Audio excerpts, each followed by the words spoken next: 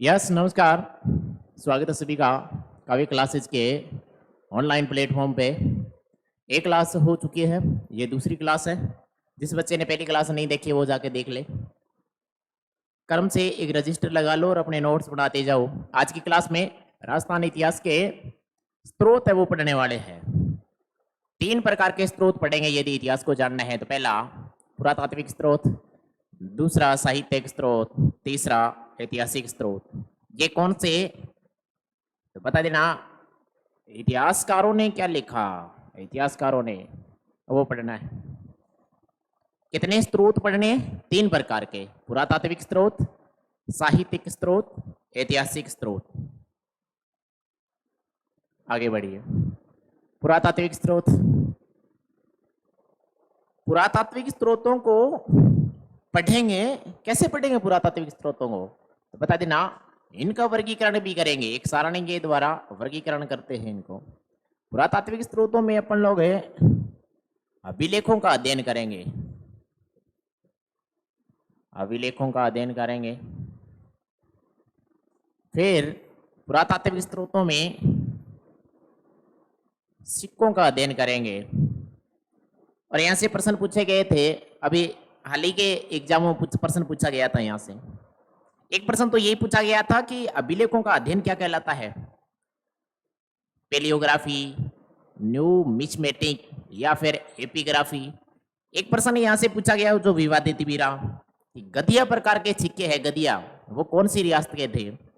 तीसरा वर्गीकरण पुरातात्विक स्रोतों का यह है मृद भांड,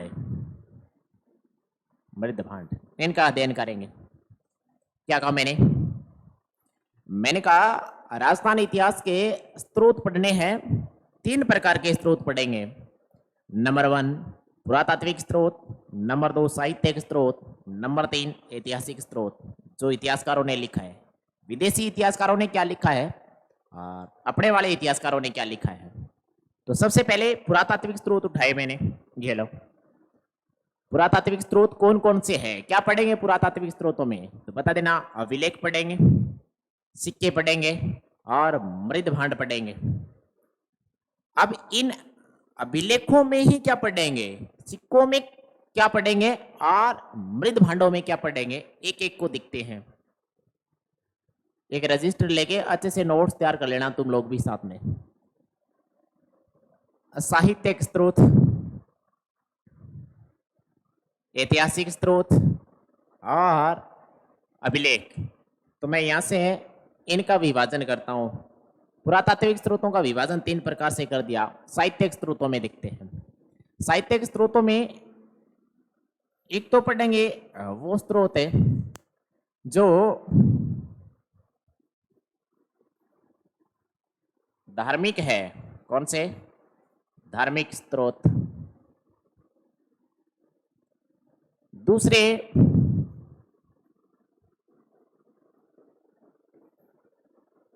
धर्मेतर स्रोत।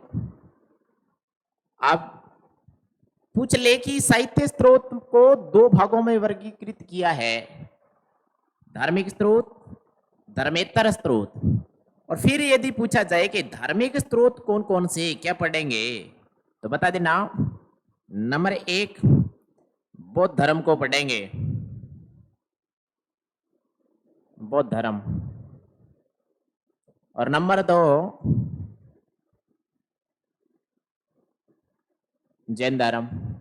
तो फिर धर्मेतर इसमें क्या पढ़े, केवल एक पुस्तक पढ़नी है, वो भी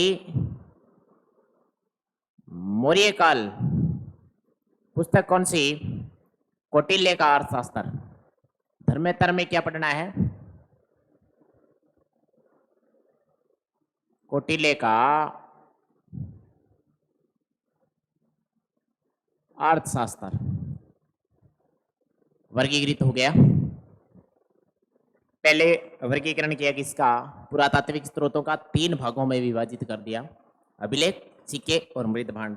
अब किनका वर्गीकरण कर दिया? साहित्यिक स्रोत का 2 भागों में वर्गीकृत किया। नंबर 1 धार्मिक और नंबर 2 धर्मेतर। धार्मिक स्रोतों में बौद्ध धर्म और जैन धर्म पढ़ेंगे। और धर्मेतर में केवल कौटिल्य के अर्थशास्त्र को पढ़ेंगे।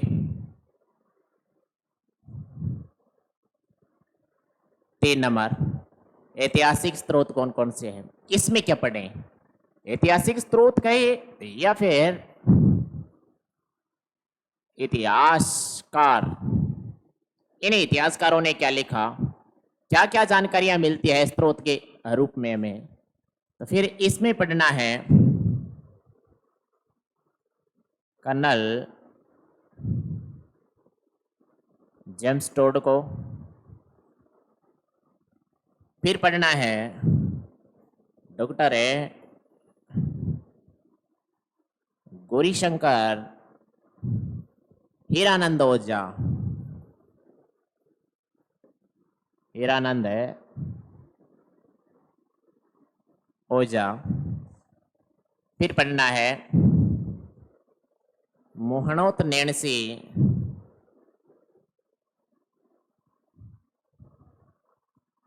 मोहनोत नैणसी।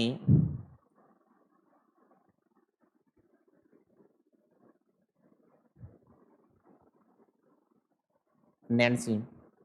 और फिर पढ़ना है बंकीदास को,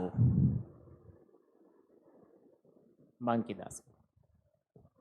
कर्नल जेम्स टोड ने राजस्थान का इतिहास लिखा, राजस्थान इतिहास के जनक। साहित्यिक स्रोत में इसको पढ़ना है, ऐतिहासिक स्रोत में इसको पढ़ना है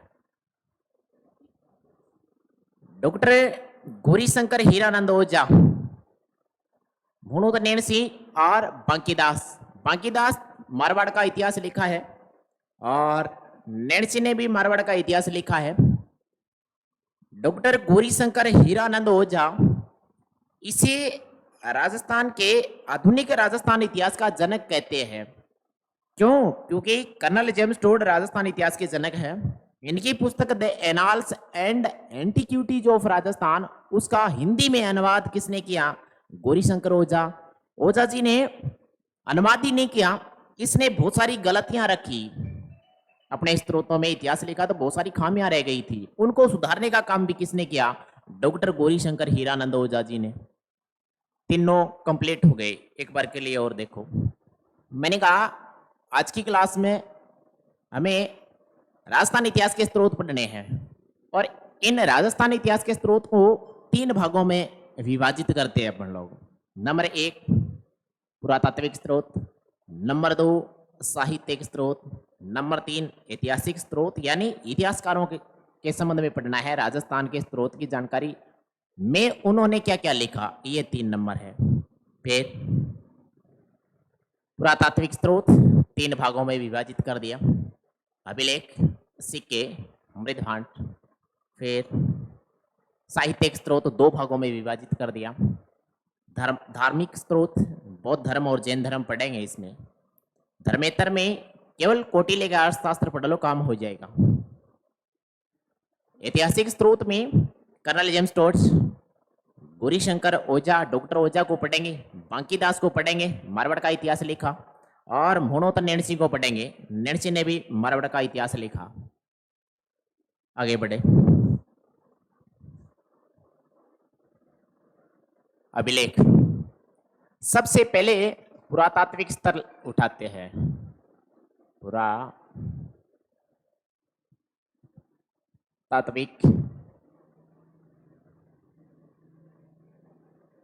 स्रोत, इसमें 1 नंबर पढ़ना है हमें, किसको? अभिलेखों को। पहली बात तो यही, अभिलेख पढ़ रहे हैं तो अभिलेखों का अध्ययन क्या कहलाएगा? अभिलेखों का अध्ययन तो बता दीजिएगा, एपियोग्राफी। एपियोग्राफी अच्छे से रट्टा मार लेना, ये प्रश्न भी एग्जाम में पूछा गया है। अभिलेखों का अध्ययन क्या कहलाएगा? यहां लिख रहा हूं मैं, एपियोग्राफी। एपियोग्राफी कहलाएगा। अभिलेख लिखने की भारत में शुरुआत किसने की? भारत में सबसे पहले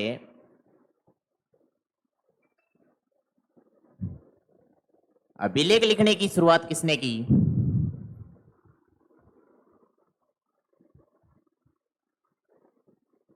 लिखने की शुरुआत किसने की? तो उत्तर आएगा मुगल बादशाह सॉरी मौर्य शासक है अशोक ने। मुगलों को भी हटाया है तो बार बार मुगलों का ही नाम आ रहा है करंट में चर्चा में। अशोक ने की। अशोक महान ने यदि अभिलेख लिखने की शुरुआत की तो अशोक ने भी किसी से प्रेरणा ली होगी। यह प्रश्न भी एग्जाम में पूछा गया है, तो बता देना। ईरान के राजाओं से अशोक ने अभिलेख लिखने की प्रेरणा ली। क्या ली? प्रेरणा ली। अब अगली बात, राजस्थान के संदर्भ में राजस्थान इतिहास के स्रोत पढ़ रहे हैं, उसमें अभिलेख पढ़ रहे हैं। तो सबसे बड़ा प्रश्न, इन अभिलेखों की भाषा कौन सी थी एंड इनकी लिपि कौन सी थी? लिपि। मैंने कहा अभिलेखों के अध्ययन को एपियोग्राफी कहते हैं और लिपि के अध्ययन को क्या कहते हैं? तो बता देना पेलियोग्राफी। लिपि के अध्ययन को क्या कहते हैं? तो आपका उत्तर आएगा पेलियोग्राफी।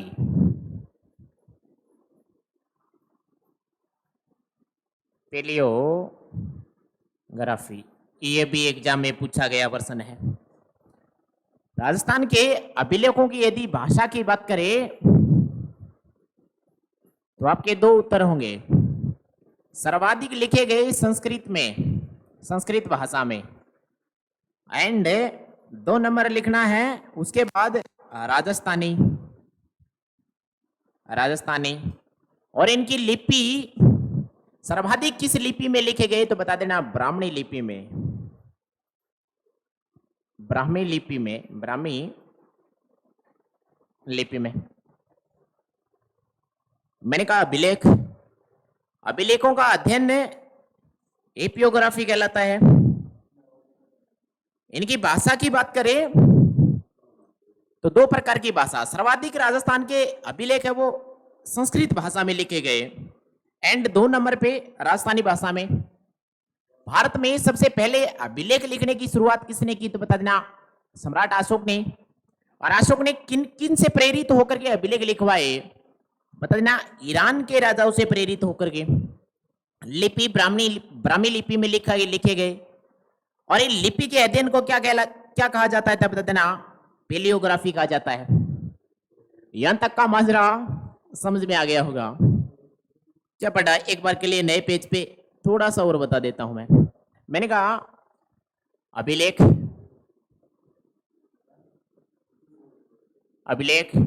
और अभिलेख का अध्ययन क्या कहलाता है? बता देना एपियोग्राफी। अभिलेखों की भारत में शुरुआत सबसे पहले कौन करता है? तो बता देना सम्राट अशोक।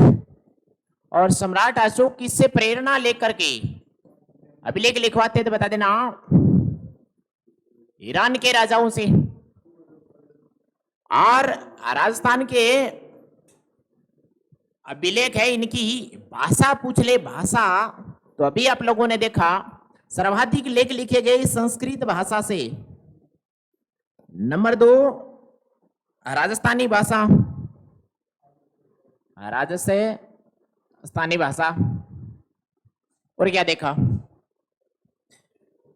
लिपि की बात करें, लिपि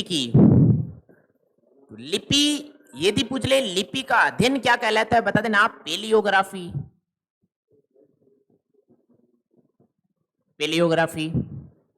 लिपि ब्राह्मी लिपि में लिखे गए। कौन सी लिपि में लिखे गए? ब्राह्मी लिपि में लिखे गए। यहां तक का सिस्टम ठीक है, समझ में आ गया होगा। अब पीछे आइए, अभिलेख पढ़ लिए। 2015 का पेपर था पटवार का, उसमें प्री और मेंस दोनों में, प्री में 7 अभिलेखों से संबंधित प्रश्न पूछे गए थे, 7। मेंस में 3 अभिलेखों के प्रश्न।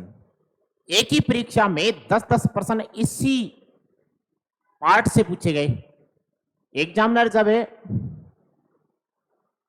पेपर सेट करता है तो पता नहीं उसका माइंड किस दिशा में चला जाए, वो इस पोर्शन को ज्यादा उठा ले। प्रत्येक चीज को बहुत गहराई से पढ़ना है, बहुत सावधानी से पढ़ना है, अच्छे नोट्स भी बनाने हैं साथ में। आगे बढ़ता हूं। ऐतिहासिक स्रोत, उससे पहले पुरातात्विक स्रोत। इधर आइए, इसमें अभिलेख देख लिए। अब बात करते हैं किसकी? सिक्कों की। किसकी बात करेंगे? सिक्कों की। आगे बढ़िए। सिक्के। सबसे पहले तो सिक्कों का अध्ययन क्या कहलाता है? सिक्कों का अध्ययन क्या कहलाता है? आप में से कोई बच्चा बता पाए तो कमेंट बॉक्स में लिखो, जल्दी लिखो, देखता हूं मैं। मैंने कहा अभिलेखों का अध्ययन एपियोग्राफी कहलाता है। लिपि का अध्ययन है पेलियोग्राफी कहलाता है। सिक्कों का अध्ययन है न्यूमिस्मेटिक कहलाता है। क्या कहलाता है? न्यूमिस्मेटिक। न्यूमिस्मेटिक दिखाई नहीं दे रहा है, इधर लिख देता हूं मैं। सिक्कों का अध्ययन है न्यूमिस्मेटिक कहलाता है। ये लो, सबसे पहले पूछ ले कि सिक्के किसने लिखवाए, किसने ढलवाए? बता देना। यूनानी राजाओं ने, यूनानियों ने। और यूनानियों ने सबसे पहले सिक्के पे तिथि एंड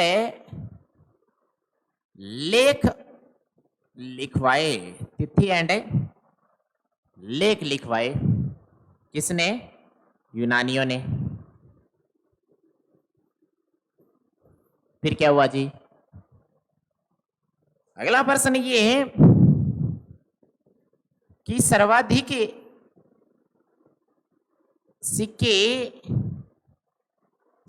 सिक्के किसने डलवाए? फिर आपका उत्तर आएगा मौर्य काल। और मौर्य काल में कौन सा काल? तो बता देना, उत्तर मौर्य काल। कौन सा? उत्तर मौर्य काल। और धर्मेतर, धार्मिक और धर्मेतर दो स्रोत थे। उसमें धर्मेतर में मैंने कहा था कौटिल्य के अर्थशास्त्र को पढ़ लो, वहां के साहित्य स्रोत की जानकारी कंप्लीट हो जाएगी, ज्यादा पढ़ने की जरूरत ही नहीं पड़ेगी। ये देखिए, सर्वाधिक सिक्के उत्तर मौर्य काल में डलवाए गए। फिर अगला प्रश्न ये लो जी, सर्वाधिक सोने के सिक्के, सर्वाधिक सोने के सिक्के किस काल में? फिर उत्तर आएगा गुप्त काल में। अच्छे से रट्टा मार लेना। गुप्त काल 2018 की राजस्थान पुलिस, राज पुलिस में गुप्त काल का मंदिर पूछा गया था, राजस्थान में कौन सा है? 2012-13 की राजस्थान पुलिस थी ना, उसमें भी एक प्रश्न आया था धर्म का। धर्म का किस प्रकार का सिक्का है? तांबे के सिक्के को धर्म कहा जाता था। मैंने कहा सिक्के यूनानी राजाओं ने सबसे पहले तिथि और लेख लिखवाने की शुरुआत की थी सिक्कों पे। उसके बाद में सर्वाधिक सिक्के भारत में उत्तर मौर्य काल में मिलते हैं, और सर्वाधिक सोने के सिक्के हैं गुप्त काल में। अब पूछ ले कि सोने के सर्वाधिक शुद्ध सिक्के। अगला प्रश्न ये हो जाएगा, सर्वाधिक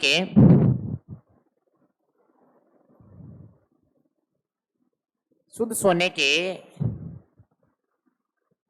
सिक्के किस काल में ढलवाए गए? तो फिर उत्तर आएगा कुषाण काल। कौन सा उत्तर आएगा? कुषाण काल। अब एक बेसिक प्रश्न पूछता हूं, राजवंश आपने पढ़ा है राजस्थान का, मेवाड़ राजवंश में किस राजा ने सबसे पहले सोने के सिक्के जलाए थे? जल्दी कमेंट बॉक्स में लिख के बताओ मुझे, किसने सोने के सिक्के जलाए थे मेवाड़ राजवंश में?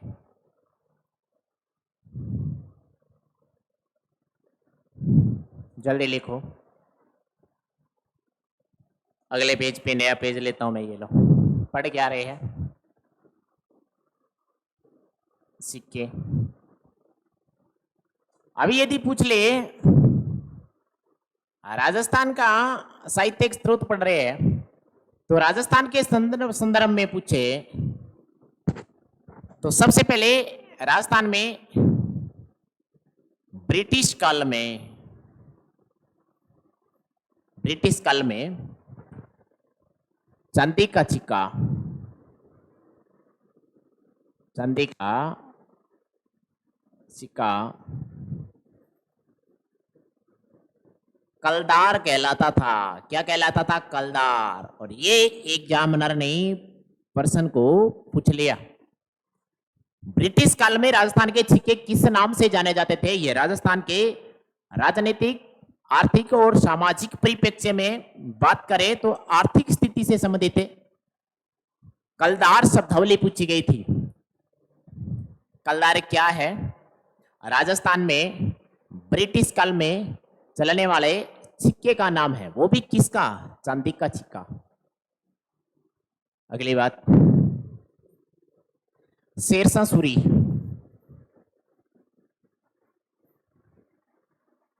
कौन? शेरशाह सूरी।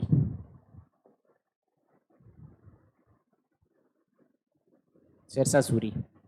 शेरशाह सूरी ने 180 ग्रेन का सिक्का जलाया था, सिक्का जिसे रुपया कहा जाता है, और ये वर्तमान में चल रहा है। ये लो, शेरशाह सूरी के काल में 180 ग्रेन का सिक्का चलता था, और वही 180 ग्रेन का सिक्का वर्तमान में क्या कहलाता है? रुपया कहलाता है। क्या कहलाता है? रुपया कहलाता है। समझ में तो आ रहा होगा, या ऊपर से जा रहा है? अब इसके बाद में राजस्थान, कौन सा राजवंश है जिसने राजस्थान में सिक्के चलवाए थे सबसे पहले? राजस्थान में कौन सा राजवंश है जिसने सबसे पहले सिक्के चलवाए थे? तो बता देना, चौहान राजवंश। कौन सा? चौहान राजवंश। ये लो, कौन सा राजवंश है? चौहान। चौहानों ने सबसे पहले राजस्थान में सिक्के डलवाए। अब चौहानों ने 3 प्रकार के सिक्के, तांबे के, चांदी के और सोने के। सोने का जो सिक्का था वो पिछले एग्जाम में पूछा गया, पिछले एग्जाम में पूछा गया। एक बार पीछे थोड़ा सा और देख लो सिक्के। मैंने कहा अध्ययन न्यूमिस्मेटिक कहलाता है। मैंने कहा उत्तर मौर्य काल में सर्वाधिक सिक्के ढलाए गए, सर्वाधिक सोने के सिक्के तो बता देना गुप्त काल। सर्वाधिक शुद्ध सोने के सिक्के तो बता देना कुषाण काल के समय। यूनानियों ने सिक्के ढलवाने की शुरुआत की तिथि और लेख के साथ में सिक्कों का अध्ययन न्यूमिस्मेटिक कहलाता है। अगले पेज पे आइए। मैंने कहा राजस्थान में ब्रिटिश काल में जो चांदी का सिक्का चलता था उसे कलदार कहते थे। क्या कहते थे? कलदार। शेरशाह सूरी के काल में 180 ग्रेन का जो सिक्का चलता था वही वर्तमान में, उस समय भी रुपया कहलाता था और वर्तमान में भी ये चल रहा है, ये रुपया कहलाता है। शेरशाह सूरी के काल का। राजस्थान में किसी राजवंश की बात करें तो चौहान राजवंशों ने सबसे पहले सिक्के डलवाए। अगले पेज पे नया पेज लेता हूं मैं, ये लो।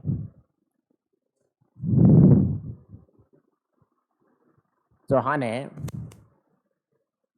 राजवंश, और चौहान राजवंश के चौहानों के अजमेर चौहानों के संस्थापक वासुदेव चौहान, जिन्हें चौहानों का कुल देवता, आदि पुरुष, मूल पुरुष कहते हैं। कौन? वासुदेव। वासुदेव ने 3 प्रकार के सिक्के डलवाए। एक सिक्का जिसे धर्म कहा जाता था, एक सिक्का जिसे दिनार कहा जाता था, दिनार। दिनार जो धर्म सिक्का था वो तांबे के सिक्के थे। कौन से सिक्के? तांबे वाले सिक्के। दिनार सोने के सिक्के कहलाते थे। सोने के सिक्के क्या कहलाते थे तो बता देना, दिनार कहलाते थे। तीसरे प्रकार का एक सिक्का रूपक। रूपक है, चांदी के सिक्के रूपक कहलाते थे। तो चौहान राजवंश के समय 3 प्रकार के सिक्के चलते थे। अच्छे से रट लेना, बहुत डीप गहराई के कॉन्सेप्ट है ये। वासुदेव चौहान ने 3 प्रकार के सिक्के ढलवाए चौहानों के समय। धर्म तांबे के सिक्के, दिनार सोने के सिक्के, और रूपक है चांदी के सिक्के। अब इससे आगे बढ़े, इससे आगे बढ़े तो फिर नए पेज पे नाम सुना होगा आपने,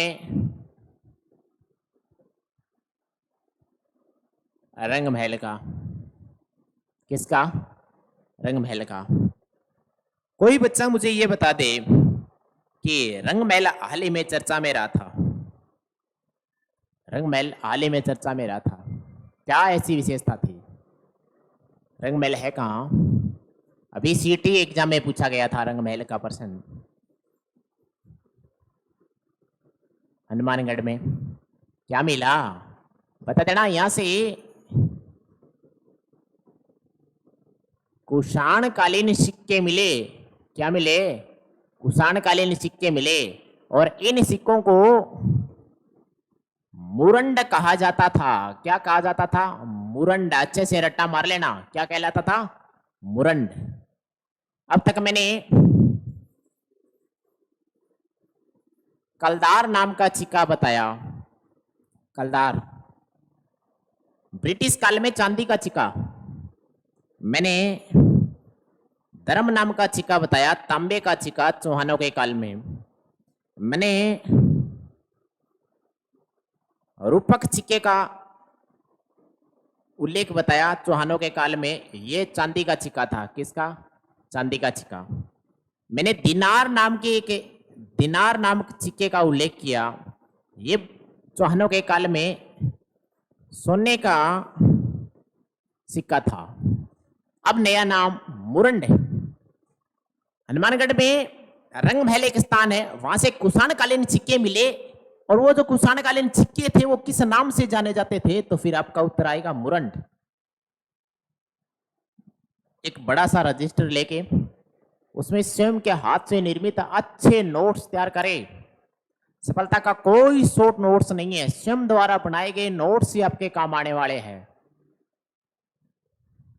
यहां तक का मामला समझ आ गया होगा। अब थोड़ा सा पीछे चलता हूं मैंने यह बोला था कि पुरातात्विक स्रोत में अभिलेख पढ़ेंगे, सिक्के पढ़ेंगे, मृद भांड पढ़ेंगे। पहला ही उठाया मैंने, अभिलेख पढ़ लिया, सिक्के अभी बता दिए। मृद भांड क्या है? मृद भांड है क्या? मृद भांड नए पेज पे चलते हैं। ये लो, ये लो मृद भांड। मृद भांड है क्या तो बता देना। मिट्टी की मूर्तियां, मिट्टी की मूर्तियां क्या कहलाती है? मृद भांड। ये मिट्टी की मूर्तियां हैं। मृद भांड की मिट्टी की मूर्तियां कितने प्रकार की है? तो फिर आपका उत्तर आएगा 3 प्रकार की। नंबर 1, निम्न प्रकार के मृद भांड कौन से? निम्न प्रकार के मृद भांड। नंबर 2, मध्य प्रकार के मृद भांड। और नंबर 3, उच्च क्वालिटी के उच्च प्रकार के मृद भांड। यहां से बहुत इंपॉर्टेंट प्रश्न पूछा गया था। चित्रित घूसर मृद भांड है, उसके रंग के बारे में रंग पूछा गया था। क्वालिटी पूछी गई थी, किस प्रकार का था वो, निम्न था, मध्य था या फिर उच्च था। निम्न प्रकार के मृद भांडों की विशेषता ये है, निम्न प्रकार के मृद भांडों की विशेषता ये है कि निम्न प्रकार के जो मृद भांड है, इनका जो रंग है, इनका जो रंग है वो प्राथमिकता पे लाल एंड 2 नंबर पे काला होता है। प्राथमिकता पे लाल एंड 2 नंबर पे काला होता है। फिर मध्य मृद भांड, इनके क्या विशेषता है, इनका रंग है वो प्राथमिकता पे काला होता है एंड 2 नंबर पे लाल होता है। ये इनकी विशेषता है। मुख्य कलर कौन सा, काला। उच्च मृद भांड कौन से है तो बता देना, जो चित्रित घूसर, चित्रित है घूसर प्रकार के, चित्रित घूसर प्रकार के जो मृद भांड है वो क्या कहलाते हैं, उच्च क्वालिटी के, उच्च प्रकार के मृद भांड कहलाते हैं। आज की क्लास में जो पढ़ा वो एक बार के लिए और देख लीजिएगा।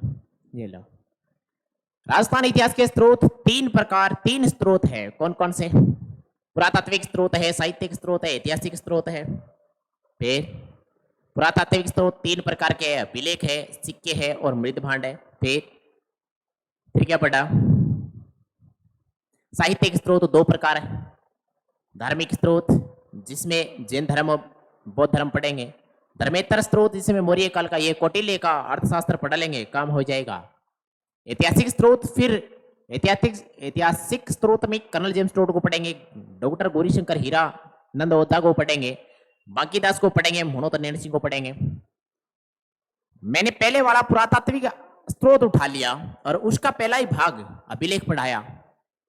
अभिलेख 3 प्रकार के होते हैं, शिलालेख, शिलाओं पे निर्मित अभिलेख, गुफालेख, गुहालेख कहते हैं, गुफाओं में निर्मित, स्तंभ लेख, स्तंभों पे लिखे गए। फिर अध्ययन क्या कहलाता है, एपियोग्राफी, भाषा बता देना, संस्कृत और राजस्थानी, सर्वाधिक संस्कृत भाषा में लिखे गए।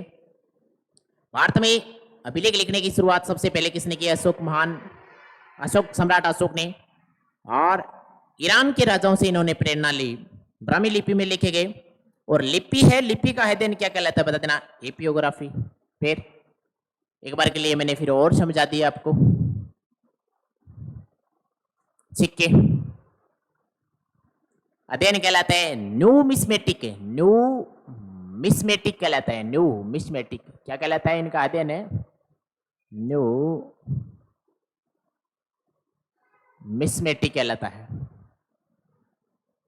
मैंने कहा सबसे पहले सिक्के डलवाए यूनानियों ने, और भारत में यूनानियों ने तिथि और लेख लिखवाए। सर्वाधिक सिक्के भारत में उत्तर मौर्य काल में डलवाए गए और सर्वाधिक सोने के सिक्के गुप्त काल में, सर्वाधिक शुद्ध सोने के सिक्के तो बता देना कुषाण काल में। ये अच्छे से रट लेना, कथन में पूछे जाते हैं ऐसे प्रश्न। राजस्थान में ब्रिटिश काल में चांदी का सिक्का कलदार कहलाता था, रट्टा मार लो। सुरसा शेरी ने 180 ग्रेन का जो सिक्का चलाया था वो वर्तमान में, उस समय भी रुपए कहलाता था, वर्तमान में भी रुपए कहलाता है। वर्तमान चल रहा है वो शेरशाह सूरी का चलाया हुआ सिक्का है।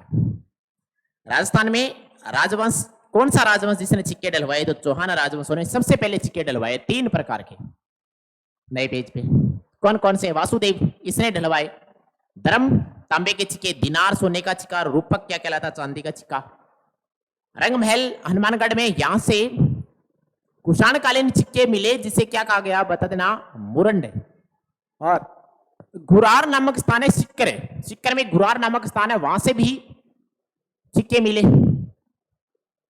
पंचमारक सिक्के मिले, कितने? 2744 सिक्के मिले, जिनमें से 61 सिक्कों पे 3 मेन नाम की आकृति भी लिखी गई थी।